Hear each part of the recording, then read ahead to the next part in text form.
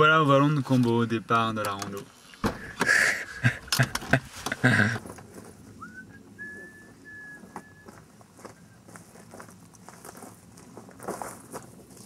Donc voici toute la réserve sud au plateau du Vercors. Dans le cirque d'Archiane, on a déposé la voiture de Sébastien et on est allé se garer ici. Et à partir de là, sur 4 jours, jusqu'à Archiane, on récupérera la voiture de Sébastien.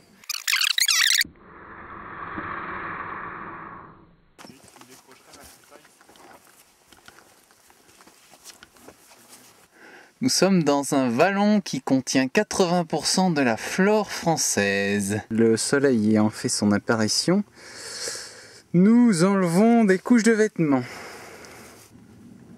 Nous voici sur le point de rentrer dans la réserve naturelle et Mathieu va nous faire un petit speech sur les pins à crochets. Le pin à crochet, c'est donc un arbre qui pousse là où tous les autres arbres ne peuvent plus pousser. Donc il est adapté à des climats assez rudes. Et donc sur les hauts plateaux du Vercors, on a la plus grande forêt de France de pins à crochets, ce qui a entre autres motivé la création de la réserve, qui est la plus grande réserve naturelle de France métropolitaine avec 17 000 hectares de surface. Il connaît bien son cours. Je le fais suffisamment toutes les semaines. Et voici que nous rentrons sur le domaine des tétralyres. Alors le tétralyre est un oiseau et donc sa particularité c'est sa queue en forme de lyre. Et les plumes arrière reviennent comme ça. Et donc là on est dans une forêt propice à accueillir cette espèce. Donc avec un peu de chance on en verra.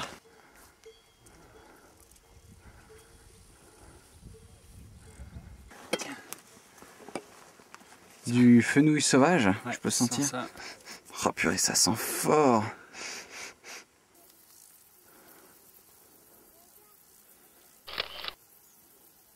Pourquoi ça s'appelle l'œillet de Montpellier? Parce que les premières grandes écoles de naturalistes étaient à Montpellier. Donc ils ont décrit et nommé pas mal de plantes et d'animaux en partant du principe que comme c'était autour de chez eux, ça venait de chez eux.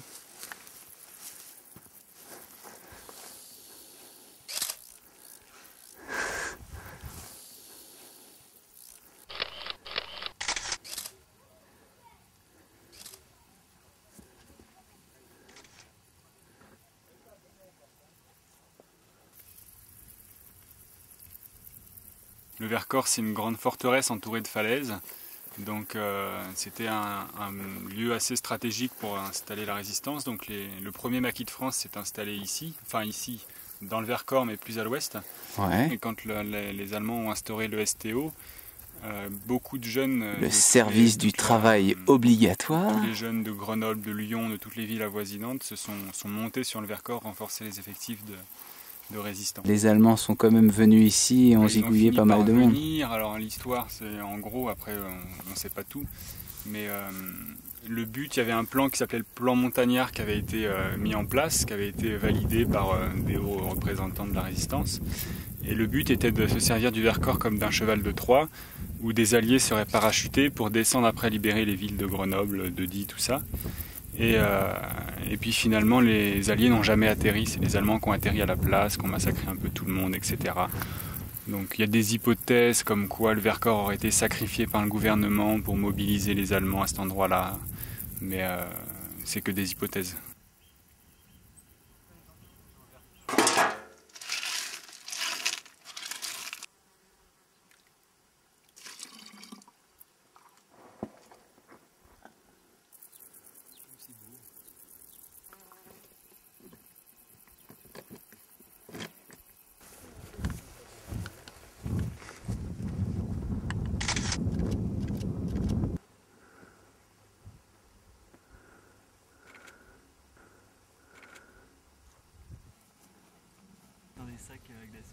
Petit quiz, qu'est-ce que c'est?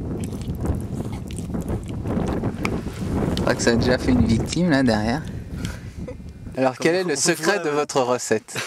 Alors le secret c'est... Multiplié par 4 le temps. Voilà, tout à fait. Des pâtes à 5 minutes qu'on cuit un quart d'heure. Donc voilà. D'accord, des pâtes 4 minutes, attention. Tu filmes. Moi je veux bien le jambon Sébastien pour y aller avec. Et la Très fraîche, ouais. Regardez-moi cette expression d'extase. C'est dégueulasse comme truc. Marvelous. Comme vous le savez, la Terre est faite de différentes couches. dont l'une est liquide et qui est sous la croûte terrestre en fait. La croûte qui est constituée de plaques continentales et plaques océaniques, qui sont donc mobiles sur cette couche liquide. Et donc il faut imaginer ça il y a très longtemps, une époque où la plaque africaine et la plaque européenne s'écartaient l'une de l'autre. Donc une mer s'était formée entre les deux, et au fond de cette mer, il y a toute une faune et une flore qui se développaient, donc qui vivaient, qui naissaient, qui vivaient, qui mouraient, et toutes les matières en décomposition de ces animaux et de ces plantes se déposaient au fond de l'eau, et ont formé une couche comme ça assez énorme. C'était une époque où le climat ici c'était à peu près les Caraïbes aujourd'hui, donc c'est un peu différent de ce qu'on a maintenant même s'il fait beau, et tout le glandas qu'on a là-bas c'était une barrière de corail à cette époque.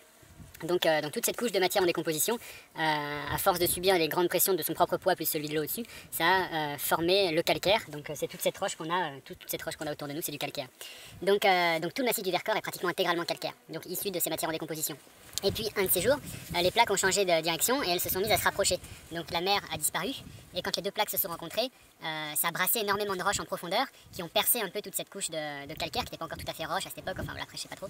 Mais toujours est-il que c'est en fait l'origine de tout ce qu'on a les écrins là-bas, c'est des roches cristallines donc qui sont issues de toute cette roche en profondeur et en perçant cette couche de calcaire, l'a repoussée sur les bords.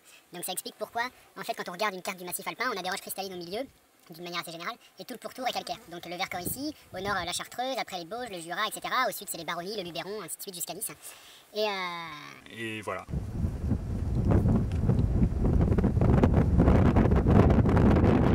C'est des chardons qui réagissent en fonction de l'humidité de l'air et qui donc se ferment dès qu'il y a trop d'humidité. Ah, c'est excellent, ça, c'est chadant.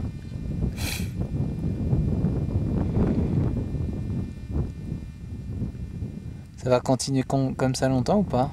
Jusqu'à ce que ça fasse un tour complet.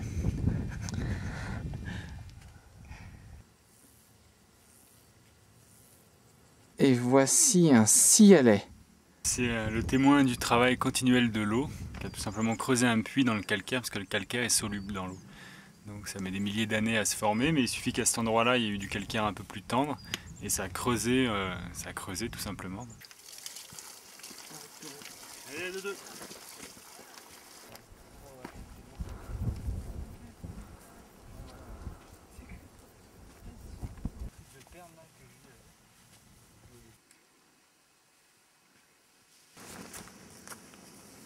Ils ont l'air naturels, nous sommes filmés.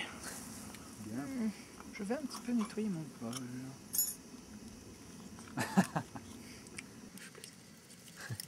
Mais vu qu'il le dit dans les circonstances.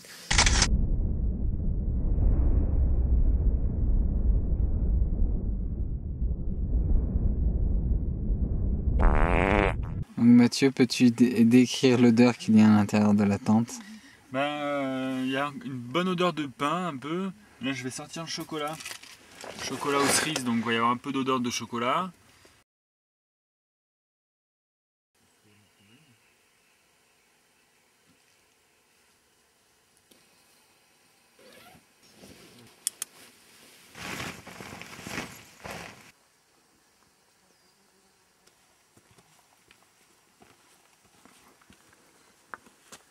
C'est un pain à crochet comme tout ce qu'on a autour de nous. Et, sauf que celui-là, il a quelque chose d'un peu mythique parce qu'il est tout seul au milieu d'une clairière qu'on appelle la plaine de la Quérie. Mais il n'y a pas un truc au pied de l'arbre? Bah, il y a des cons. Et sinon, on est là sur le site d'une carrière romaine. Donc on est à 1800 mètres d'altitude, donc il devait faire quelque chose comme 1500 mètres de dénivelé pour descendre ces blocs.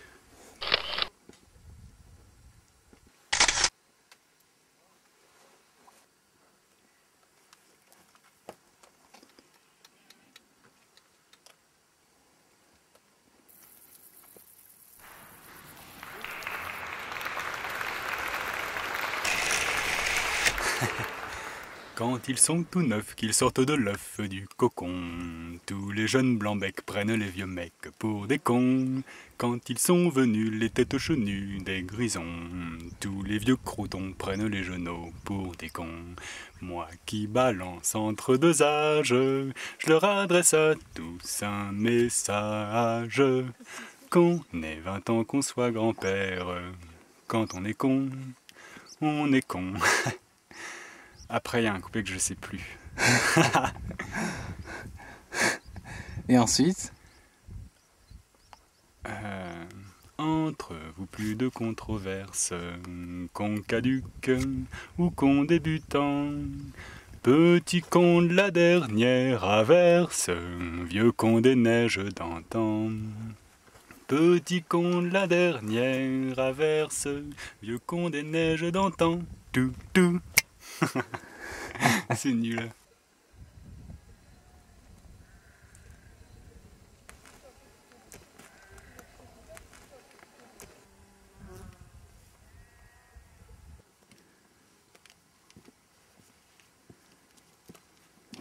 Attention, moteur, topo, bouquetin, action! Bonjour, bienvenue sur le Grand Vémont avec en face de nous un troupeau de bouquetins.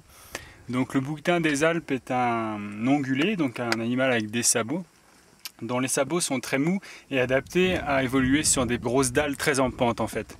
Il sait très bien que si un prédateur essaye de le pourchasser, il n'y arrivera pas. Donc ils se laissent approcher très facilement. Là ils sont à une trentaine de mètres et on pourrait les voir d'encore plus près que ça. Bon, on fait une petite lecture de paysage parce qu'on est quand même sur le point culminant du Vercors. Donc très belle vue. Dans le fond on a Grenoble hein, tout simplement. Ah ouais, non mais on reconnaît. Ensuite on a la Chartreuse derrière. On voit très Oui, distinctement en le effet. Mont Blanc. De Ouais. toute façon il n'y a pas de souci, ça peut que être lui aussi haut, aussi blanc.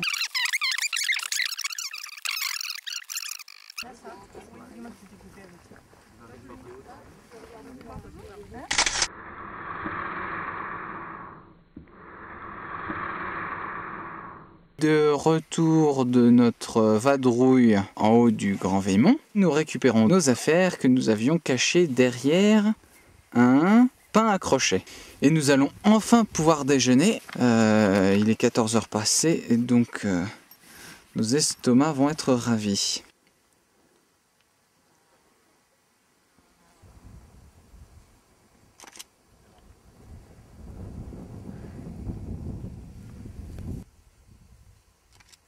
Voici le crâne du dragon. De quelle espèce de dragon s'agit-il? Oh là là! C'est très difficile à déterminer, d'autant plus qu'à l'époque où vivaient les dragons, il n'y avait personne pour faire des guides d'identification, puisque tous ceux qui s'approchaient trop en fait pour les déterminer en mouraient forcément. Donc voilà, en plus on n'a qu'un crâne, donc c'est pas évident. Un aguerre à pointe sûrement quand même. Un maguire à pointe, ouais.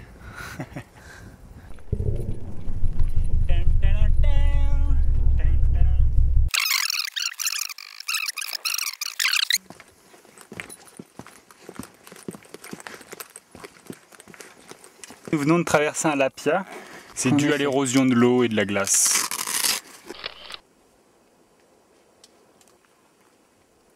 Un petit repère chamanique.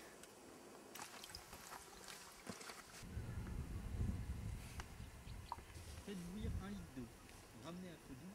Versez le contenu de soya en avec un fouet. Ah merde. Oh putain, on a toujours pas acheté le fouet. Oh, que c'est calme. Nous avons de la soupe paysanne aux légumes, cuisinée au lard. Seems very good. Ensuite, on a un petit sachet de nourriture déshydratée. Donc, moi, j'ai choisi pour ce soir pâte à la bolognaise, mais chacun a le choix entre 4 menus différents. Oh. Tel que je le vois là, Sébastien, il a 2 paires de chaussettes, son pantalon. T'as un autre deuxième pantalon, non? J'ai un short. Un short. T'as 2 J'ai t-shirts 2 t-shirts, 2 sweats. de suite, et un un bonnet bonnet. et un bonnet. Voilà, en ce moment même. Voilà, le vent a soufflé toute la nuit en s'engouffrant sous la tente, ce qui n'est pas étonnant vu l'endroit où nous nous trouvons. Quand on s'est couché hier, ça soufflait pas. On aurait pu espérer que ça allait mieux. Certes, Je dois avoir une tronche là dans c'est clair, c'est sympa à Déjà que j'ai filmer. une gueule, je sens les yeux tout petits. Ouais, je suis content de pas être filmé. Tu peux, parce que ça te-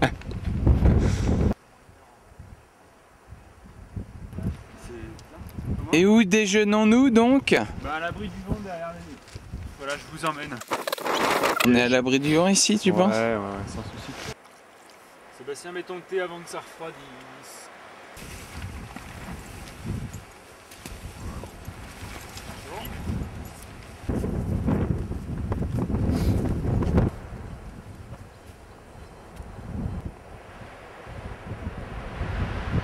face à quoi vous trouvez-vous? Au seigneur de la montagne, l'aigle royal. Ben ouais, mais au grand angle, tu l'auras jamais. Enfin, il y a un couple qui vient de passer pas très loin. Donc là, notre objectif, c'est de monter là-haut. Je passe une par exemple.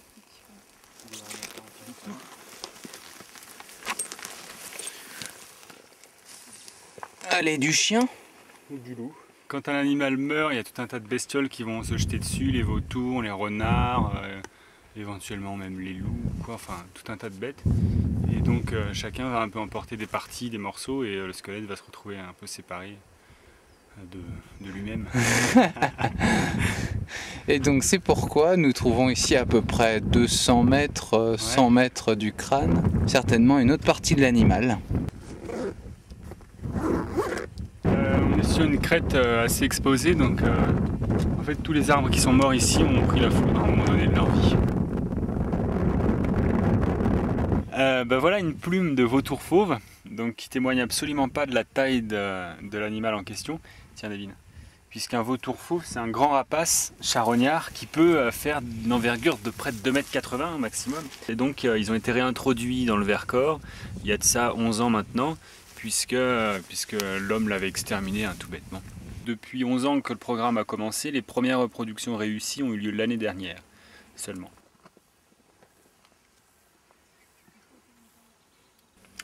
Et donc c'est le premier vautour qui se nourrit sur une carcasse, sur une charogne. Il va passer la tête par les orifices naturels, ce qui explique qu'il n'ait pas de plume au cou et qu'il ait une petite collerette qui lui sert de serviette pour ne pas salir le reste du plumage. Et quand lui s'est rassasié, il y en a un second qui passe, qui est le vautour moine, qui est un peu plus grand, et qui va manger ce que l'autre a laissé, racler la peau, manger même la peau. Quand celui-là s'est rassasié, il y en a un troisième beaucoup plus petit qui s'appelle le percnoptère d'Égypte, qui lui a un bec beaucoup plus fin, il va racler les os, racler entre les articulations, manger un peu ce que les deux autres ont laissé. Et puis il y en a un quatrième après qui est le gypaète barbu, qui lui s'appelle aussi le casseur d'os, puisqu'il va se nourrir des os des squelettes, quoi. Donc quand les quatre sont là naturellement, le nettoyage est impeccable. Peut-être que le prochain programme de réintroduction après le fauve, ce sera le gypaète ici. Mais quoi qu'il en soit, il passe très très exceptionnellement dans le Vercors. Amen. Nous nous apprêtons à prendre notre troisième déjeuner, c'est ça? Et qu'allons-nous manger cette fois-ci, Mathieu? Alors aujourd'hui, donc jeudi midi, donc j'avais prévu de la brandade, mais le seul brandade que j'ai trouvé dans le commerce, c'était dans des pots en verre, et le verre c'est très lourd. Donc on a pris une espèce de pâté au thon. Ensuite, donc ça va être la nourriture déshydratée, comme ce qu'on a mangé hier soir. D'accord, ok. Et puis en dessert, une pomme. Voilà. Je te remercie. Mais je t'en prie. Autour de nous volent plein de martinets alpins, mais ils sont extrêmement difficiles à filmer car extrêmement rapides. Peux-tu nous parler des particularités de cet oiseau, s'il te plaît? En fait, c'est des oiseaux qui ont des ailes démesurément longues et des pattes atrophiées parce qu'ils s'en servent pratiquement jamais. Donc c'est des oiseaux, s'ils se posent au sol, sont incapables de se renvoler. Et donc ils se posent sur les anfractuosités, attention à la casserole, dans les parois ou sous les toits pour le martinet noir. Et pour pouvoir se jeter dans le vide aussitôt après. Donc c'est des oiseaux qui se nourrissent en vol, ce qui est encore assez classique pour les oiseaux, mais ils se reproduisent aussi en vol et ils dorment également en vol. Les nuages nous envahissent. Alors David, peux-tu nous expliquer comment les martinets se passent de nid, puisqu'ils vivent en vol? Ils pondent leurs œufs très très haut dans l'atmosphère, au ras de la couche d'ozone. Et donc l'œuf tombe. Donc déjà il faut savoir qu'ils pondent leur œuf assez tard, c'est-à-dire qu'ils le gardent dans l'abdomen, dans une poche spéciale assez longtemps, pour réduire au maximum la période d'incubation. Et donc l'œuf tombe en chute libre, et avec les frottements exercés par l'air et la vitesse, l'œuf chauffe, et en fait ça joue le rôle de la couvaison.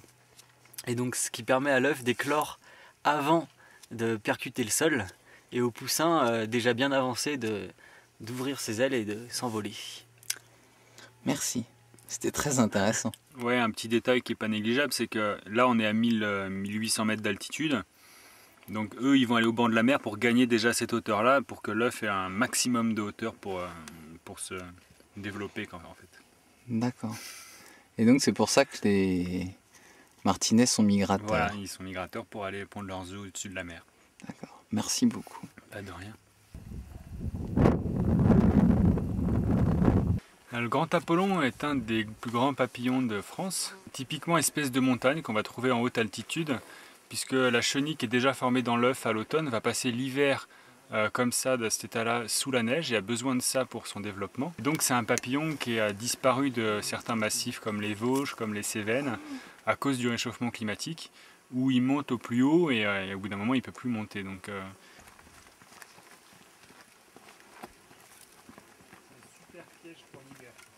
l'endroit qu'on a trouvé est dans un des coins les plus sauvages de France. Ça fait déjà plusieurs heures qu'on a quitté les sentiers, qu'on fait du hors-piste complet et qu'on a vu personne. De toute façon, on n'a vu personne de la journée. Et voilà, c'est ça que je voulais vous faire découvrir, quoi. Où est-ce qu'elle est? On peut pas aider. C'est pas ma classe, c'est sûr. Non. Oui, je suis la tomate. Les silhouettes chinoises, les endroits pour rouges.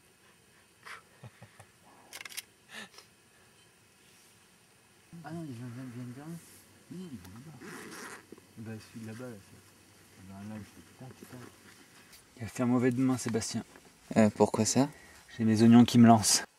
T'as trop une tête de malade. Mathieu, est-ce que tu penses que nous allons survivre, sachant que nous avons épuisé nos réserves de chocolat? Le tout est de savoir T'as une tête de malade.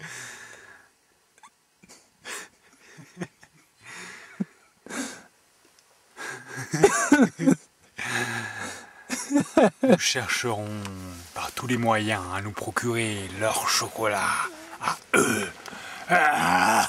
C'est-à-dire qui le spectateur ne peut pas comprendre. Le chocolat de Carole et de David. Parce que eux, ils n'ont pas épuisé leurs réserves. Leurs réserves. Et nous aussi. Allez, bonne nuit. Allez, à demain.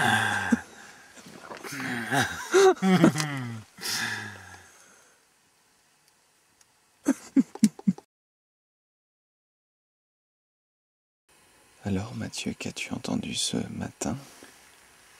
Les tétralyres en train de recouler. Donc je les ai à peine entendus que je suis venu vous prévenir.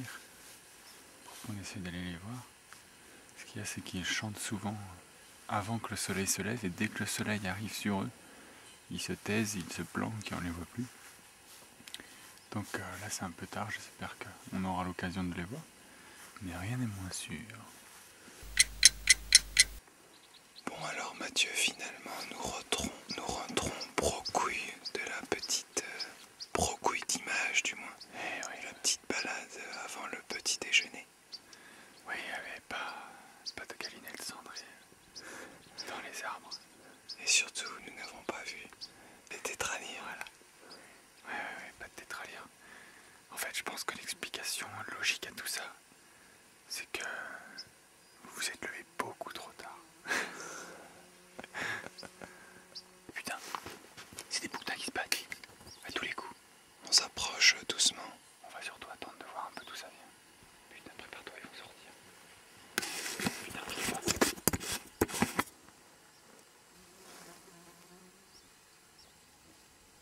Punaise, la taille des cornes. Mon Dieu, mais comment ils peuvent porter ça? Personnellement, à chaque fois que j'ai fait le Grand Raymond, c'était des femelles et des jeunes. Et le peu de fois où je suis venu ici, c'était toujours des mâles. En dehors de la période de reproduction, les femelles gardent les jeunes d'1 an, voire même 2 ans, et puis les bébés. Et puis restent ensemble, et les mâles retournent dans ces coins-là.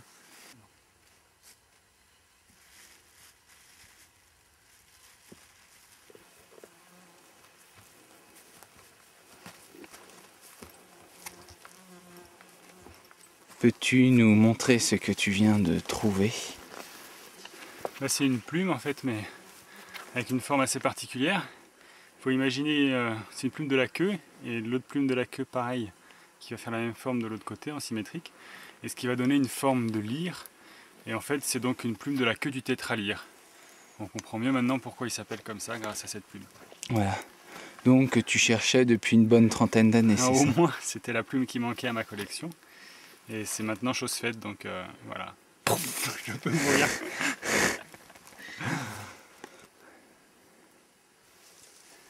Non, je ne suis pas jaloux. Mon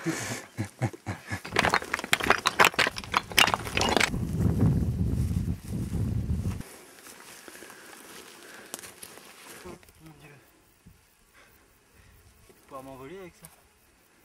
C'est clair. Bah tu sautes de la falaise juste après en fait. Bon alors qu'est-ce que tu as dans les mains, David? Des plumes de vautour fauve. Ah,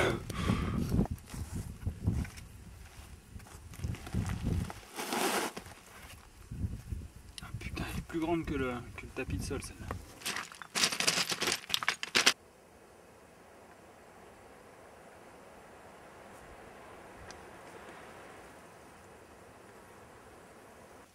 Je voudrais pas qu'elle tire dans le nez aussi. Dans l'œil. Dans l'œil, ouais. Déjà que j'ai une vue de merde.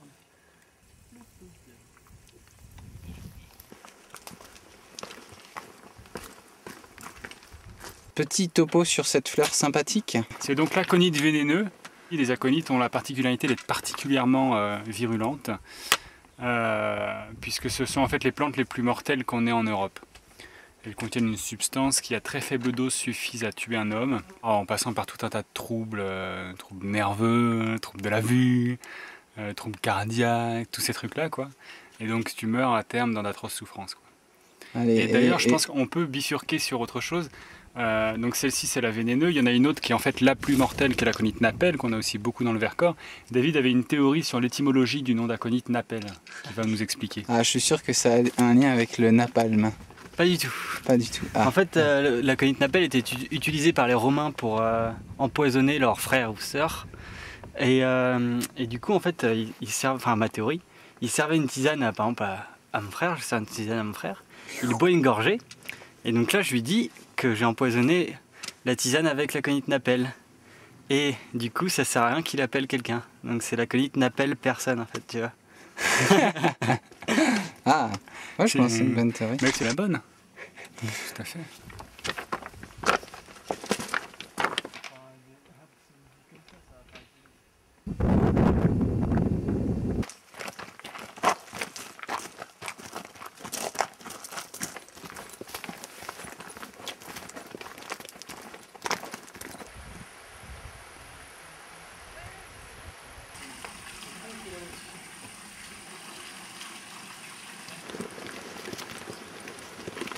Ça rend trop bien en plus.